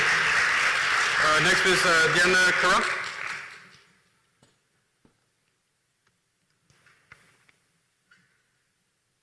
Good evening, school board members, Dr. Harrell, UISD staff, parents, visitors, media. Here we are once again, another school board meeting, another day that has passed since May 24th, and though we appreciate the efforts the district is making regarding the safety and security of the district as our children prepare to come back, as our staff prepare to come back, but we still need answers, as some of the speakers have said, regarding May 24th, when Uvalde lost 19 children, 2 teachers, tragically, horribly, because of the inaction of the law enforcement community of Uvalde. The primary law enforcement agency that day, as per your active shooter plan, was your own police department. I know some of the speakers have referred to the officers as resource officers. They're police officers, duly allowed by the state of Texas to carry a gun and wear a badge, who told students in their class at a training that they needed to be prepared to lose their life any given moment on any given day. Yet those same officers, some of those same officers, refused to take that truth to heart and did nothing on May 24th to protect the children and the teachers of this community. That is completely unacceptable. That is why we keep coming back, meeting after meeting after meeting, and we keep asking the same question because we have yet, almost 3 months later, to hear any answers or to see any accountability from anybody at any level, from law enforcement officers to campus staff to central office and beyond. And we just don't understand why. I mean, how can we lose 19 children and 2 teachers tragically, just horribly, and not have anybody yet be accountable? Now, we keep hearing that we're waiting on the completion of a criminal investigation. That's all good and well. We pray, many of us pray, that one day there will be a criminal charge brought against individuals involved in that incident on May 24th. But before that day comes, which may be years away, based on the way the investigation is going and how everybody seems to be dragging their feet, each entity, from the school district to the city to the county, has the ability to take some action without that investigation. We keep asking you, Dr. Harrell, the school board, and I understand the school board doesn't hire and fire. You hear recommendations from Dr. Harrell and his administrative staff about these individuals. But as I had asked the city of Uvalde, can you not at a minimum, out of respect for the families, out of respect for the children that died, the teachers that died, take those officers and put them on desk duty? Do something to show us that you understand the pain, that you understand that healing everybody keeps talking about, at least the ones that aren't showing up to these meetings, that healing can actually begin. The parents have received nothing that gives them any hope that something like justice will one day happen, because it's like business as usual. You drive around town or you drive by a school district, there's Officer Hernandez, there's Officer, I don't know all their names, but you have 4 officers, some of them are here tonight, and we continue to see them on duty, getting paid, as if nothing happened on May 24th. The same is true for the city of Uvalde, the same is true for the county, and where is their accountability and justice? There isn't.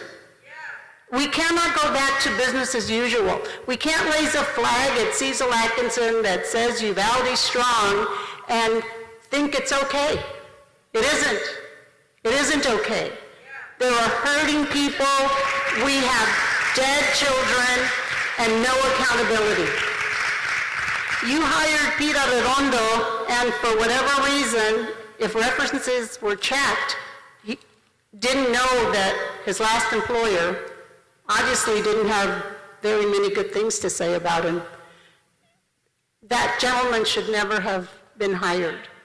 Never. The 4 officers of this district that are still employed with you need some discipline and reprimand. They need it. You need to do that.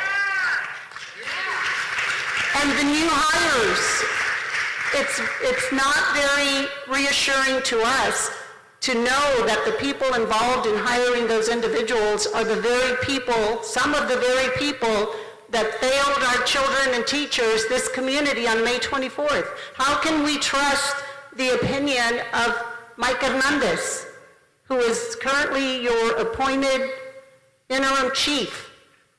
That's an insult. That is an insult. Dr. Harrell talked about that trust has been broken and that it is going to take all of us, not one of us, to regain that trust. Some of the ways that you can do that so that the rest of us might be more inclined to join you is if we see you take some action that you are able to take in the interim of a criminal investigation being completed and reprimanding, disciplining in some form or fashion the officers that are still on staff. That isn't too much to ask. Lastly, only because it was brought up by Ms. Emma Trimble and Ms. Sammy Smallwood about the garden. I too disagree with it being a Zen garden. Out of respect for Mrs. Martinez, who also reminds us that we live in a country where there is freedom of religion, why name it anything at all? Name it something that would be acceptable to most. Thank you. Thank you, Ms. Crowe. Next we have Ms. Tina Taylor.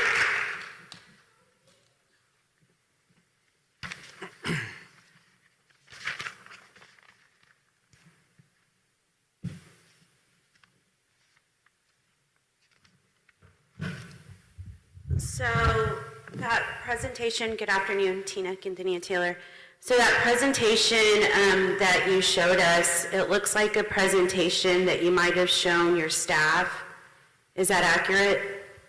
It'll be shared with the staff, yes. Yes, because that wasn't certainly created just to share for us. I mean, that's something that I can see from an outsider, an audience. So whenever you deliver something like that, it would be good for you to say, this is something that we showed our staff, and we're sharing with you, our community.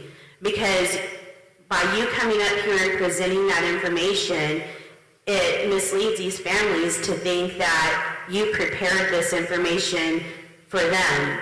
You prepared this information for the school district and for the surrounding community. Now, I came up here for a change in pace, and that presentation just kind of set me off. And then I heard this gentleman speaking, and I recognized his son, Adam, because he was in special ed with my son, Winston. And then I realized that there was another family here that was representing a special needs child. And I thought, wow, we have 3 kids. Hello? Hello? Okay. We can hear you.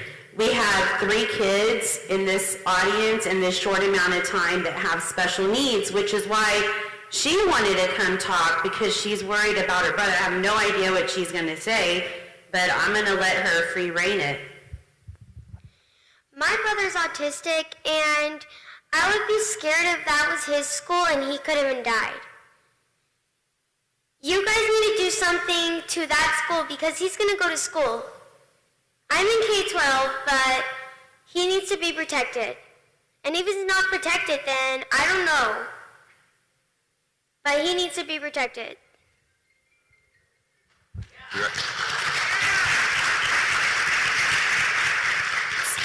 So if virtual learning is just a,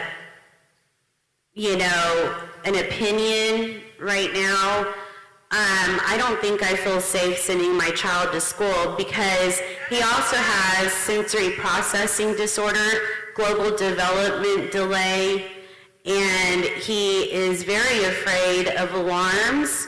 He will cover his ears. He will hide underneath the desk. You cannot find him. He will be quiet. I'm scared about this as a parent in this community, and as somebody who I had a hard time trying to explain to her why her brother was different or why he was special. And she would say, but I'm special too, Mommy. And I would say, you are special, Just like all of these 19 children that were lost, they were special to us too. So yes, I am very, very scared. I am very scared because he does need to be in the classroom.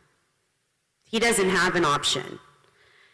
And then another thing I'd like to address is a Zen Garden. Let me guess, you got this recommendation from Mandy Pruitt? Zen Garden? Yeah, I know. We revisited, what, Mandy, like 4 years ago, 3 years ago? Zen Garden? I remember that. Yeah. So I spoke to Mandy and her level of professionalism online, and I tagged UCISD page, and Yvette took it down to protect y'all. But leadership does not begin by telling people that we need to work together when accountability and justice has not been prevailed. Families here cannot move on, will not move on.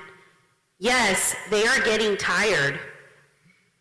In the beginning, they were emotionally tired and exhausted. They couldn't be here. We carried the cross for them. They fought a little bit. Guess what? They're tired again. Guess what? We're going to carry the cross for them again.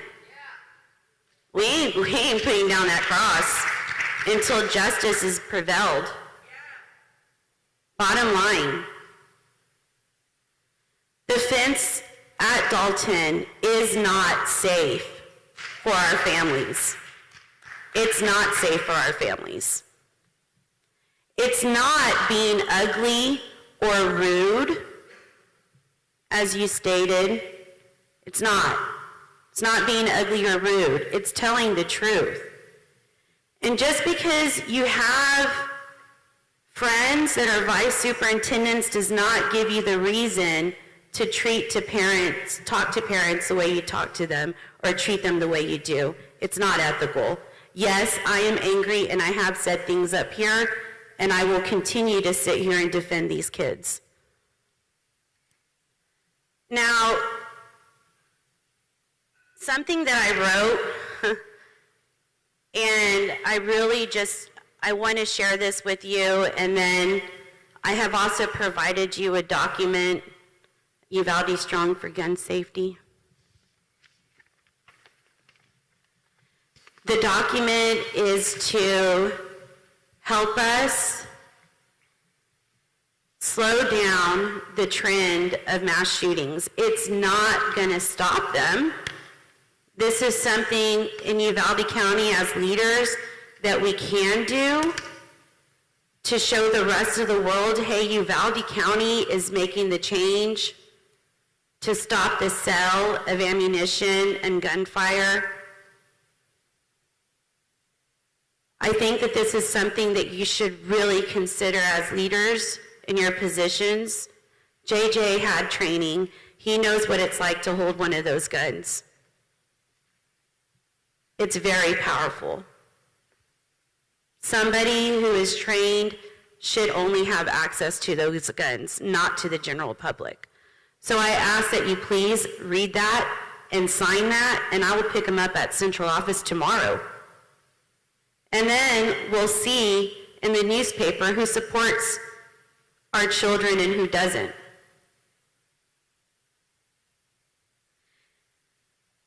I leave you with this. This is something that I wrote because I had several critics say I was out of character. So maybe this will be something for those that usually see and hear from me. Leadership, a controversial definition as so many people hold this position yet practice it so differently. Organizational settings and ethical leadership are the center point of our futures. Contamination risks are high as false narratives and hidden agendas roam through the bureaucratic system.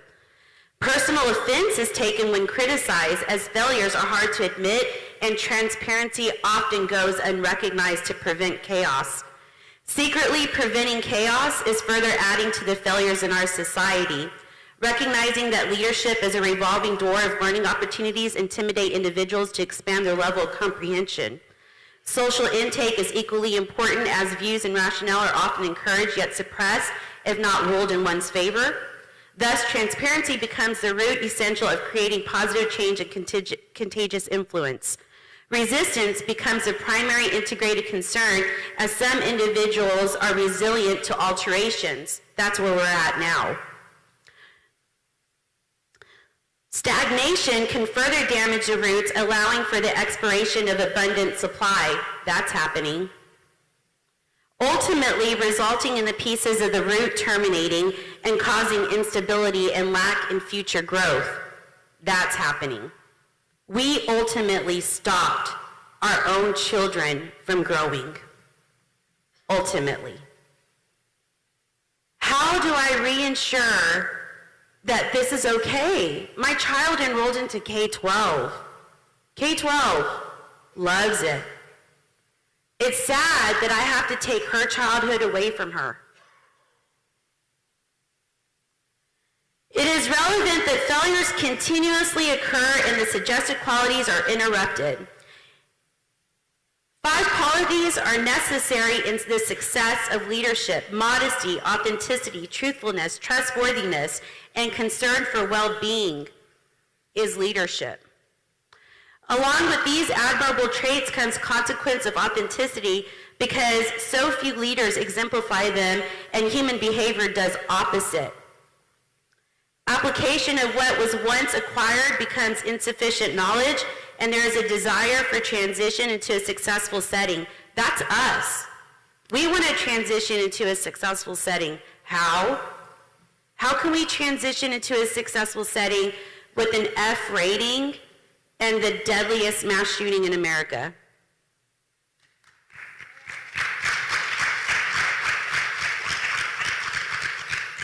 Understanding social pollution is that it becomes expected and accepted if you support the rejection and differential development. Because leadership begins with not knowing all of its entirety, but rather the discovery of new intake. Acknowledgement of such facilitators is imperative because perception becomes reality. As outlined, persistency of reinforcement of opposite counterparts are equally important. Rejection to transformation becomes a root cause of destruction. Slowly demolishing our system and conforming them to an eased state of guidance. In comparison to the workplace, no matter what profession, the results are equally comparable and important. The answer is parallel, and simply concluded that there is lack in support. And we all know that that is necessary to build core relationships, and it's relevant food for our plant system, which is our teachers and our staff, for our children. So the big question is not only protecting our students, but also protecting our teachers and staff. When they raise questions to your administrators, and your administrators mock them or roll their eyes at them or don't listen to them in their entirety, that's not acceptable. It's not acceptable. There needs to be a different guideline, outline, something where teachers can come express their concerns. I know that you have this alert system, correct, where they can report to you if something, and it's supposed to be in confidence, correct? Correct. Right. That doesn't work. I know all the chisme.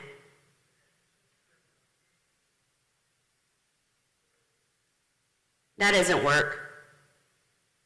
It's not in confidence. Do better. I will be at every one of these meetings saying the same thing. Do better.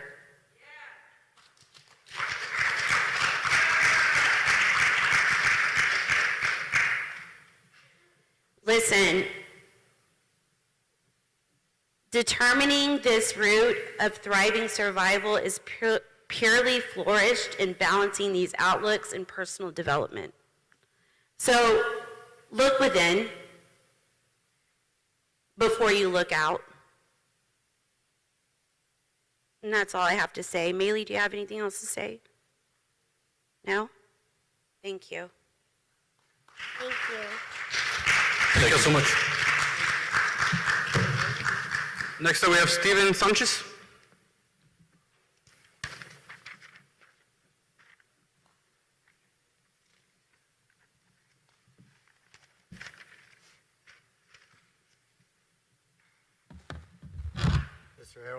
Mr. Harrell, School Board, thanks for the opportunity. I have a quick question. It's really, just curious. You know, the officers that were employed that day, that are still employed, did they at least get, pardon my French, a coming to Jesus talk at least? Or is it just, they just went on as usual? We've had some personnel conversations. All right, that's just something that came to me as listening to everybody, and, you know, it just doesn't seem like, I know they're not fired, but I wonder if they at least, somebody at least chewed them out. So a few questions. As far as security goes, do you guys, and you may already do this, do you do audits of your security? That is one of the pieces I want the interim chief to come in and do, is to audit our department, the people within the department, and our processes and protocols. Yes, sir. And will they be quarterly audits? Do you have any idea on? I do not. I'll go on the recommendation of the chief and what they propose. I am looking for someone that is skilled in that area, somebody that has done audits before for other divisions, departments. Yes, because it seems like a lot of the things that you had put in place, nobody was actually making sure those things were being done. There's no documentation, and I think audits would have given you some documentation and a way to hold people accountable for the things they said they were doing and they weren't doing. Also, with the chief and the police department, I know there's a chain of command, right? Correct. And so, with all due respect, you are over the chief, correct? Correct. Now, what about somebody that's a consultant, somebody that the chief has to answer to, because somebody with security experience that knows when he's BSing them, that knows to hold him accountable, and he reports to you, as opposed to, I don't know if you have a security background or not. No, I do not. But it just seems like with all the things that you have to take care of to be over security, it's a lot for somebody to do. And I think somebody with a security background to oversee these people and make sure that they're doing what they're supposed to be doing might be helpful. Also, the cameras that we're putting all over the place. Now, are we going to have somebody to monitor those cameras, or are they just out there self-recording and nobody's looking at them? They'll be monitored. 24/7, or? I don't know about 24/7. They'll be monitored throughout the school day and the function of the day. And I, as far as security goes, do all the campuses have security? They will. No, just not police officers, just security. Aside from the police officers. No. Because no, we did not in the past, we will in the future. It seems to me that we're misallocating our resources. You should, in my opinion, have the police keep these people out, and the security guards work on what's in here, the fights, and all that other stuff that security guards are supposed to handle that don't have a firearm. And the police officers should be out there in the parking lots around the schools patrolling, making sure these fools don't get into the school to begin with. All these security systems that you guys have in place and are putting into place, they're all well and good, but you can have the best security system in the world if you don't have the people that know what they're doing it's not going to matter. And just in my opinion, I think we have to account for human failure, because the system itself is not going to be enough. It's the people that you put behind these things that you're trying to implement. That's what's going to make or break us. And I just, as I sit here and looking out, you know, if you go around town and you see the Uvalde Strong things everywhere, and if you look in this auditorium, it's just about empty. And, you know, these families, they need our support. We all have children. We all live in this community. And if we're really Uvalde Strong, this goes out to the people watching, the people not here. You guys should be filling these seats, supporting your family and supporting these people. Thank you. Thank you. Thank you, Mr. Sanchez. Thank you, sir. Appreciate it. And last, we have Ms. Caitlin Gonzalez.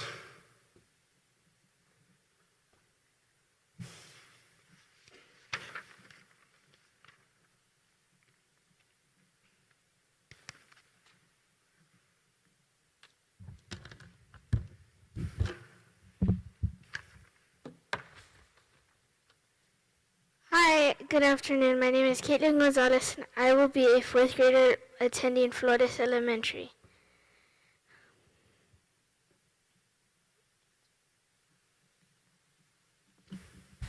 I'm going to be talking about the things that I think should be a change to make our school safer. Connecting doors, that's the problem. That's the problem. When the gunman entered the class, he got into Mr. Reyes' class through the connecting door. It could have saved so many more lives if that connecting door was not there. Second of all, better lighting. When I went to Flores to give a tour of the Flores, the lightings, there's not that much lights in the hallway, and that needs to be fixed. Because that day on May 24th, in the classroom, it was dark. Like the same amount of darkness it was at Flores hallway, and that triggered me a lot. Third, automatic door locks. That's how he got in. Door wasn't locked properly. Fourth, ballistic film glass. That could save a lot of lives. It can contact the law enforcement, and it could save people from getting shot with bullets. And that's all I have. Thank you for your guys' time. Good. Thank you. Thank you so much, Ms. Caitlin. Appreciate you.